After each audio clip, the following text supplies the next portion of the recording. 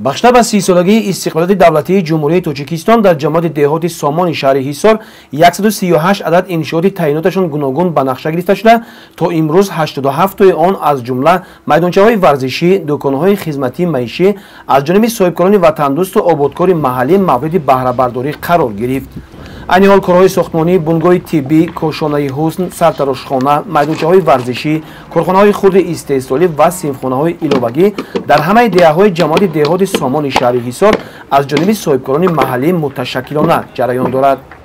айни ҳол дута майдончаи варзишӣ сохта ба истифода додем, ки ҳаррӯза ҷавонон меянд дар инҷа ба ҳар гуна варзиш машғул ҳастанд.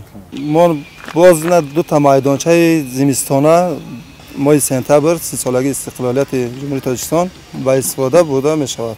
мақсади мо соҳибкорон ҳамин аст, ки як гӯшаи ватанамонро обод кардан дар кор аст. бояд гуфт, ки бо сохта ба истифода додани иншооти дорои таъйиноти гуногун дар шаҳри Ҳисор сокинони зиёд бо ҷои кор ва маоши хуб таъмин хоҳанд шуд ва дар ин замина сатҳи зиндагии мардум баланд мегардад.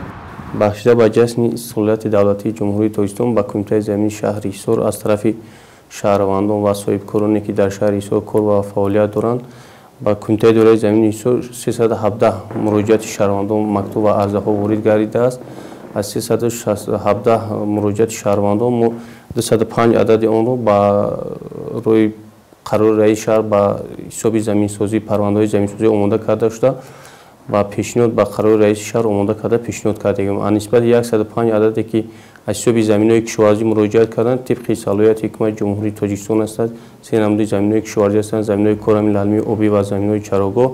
мо тибқи нақшабандӣ карда ба ҳукумати ҷумҳурӣ пешниҳод кардем.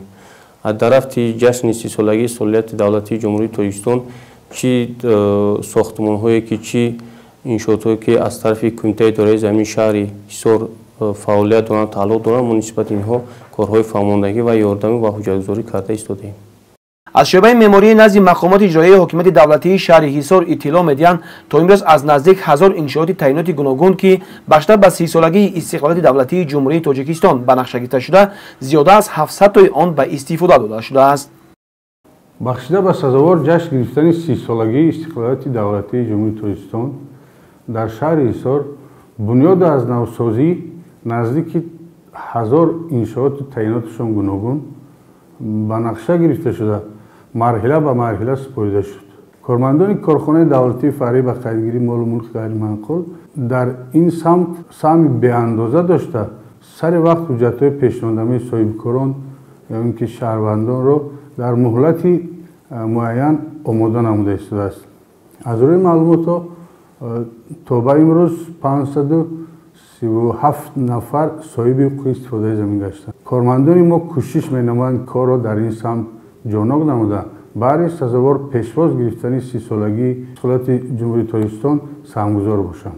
дастаҷамона ва якдилона ба анҷом расондани корҳои бунёдкорӣ рӯз то рӯз дар шаҳри Ҳисор бештар мегардад, ки ин омил ҷиҳати дастгирии сиёсати роҳбарияти олии мамлакат ва муҳайёсозии шароити арзанда барои зиндагии шоистаи мардум фоли нек мебошад.